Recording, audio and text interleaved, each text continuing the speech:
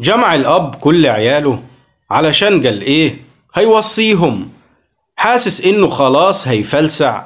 قال أجمعهم وأوعيهم وأفهمهم حال الدنيا، ومن عصير خبرات أسقيهم. اتلموا أولاده الخمسة، راح ناده أكبر من فيهم، كان جتة بعضلات مفتولة لو 10 لوحده يكفيهم.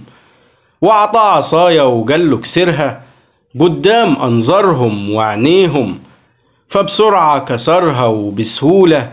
فعطاه رزمة وقال وريهم، برضه بسرعة الواد كسرها، والأب عينيه بيخبيهم. أصل الواد بوظله الحكمة، راح من غيظه وجايل ليهم. إزاي يتخاف على إخوات هذا التور عايش وسطيهم.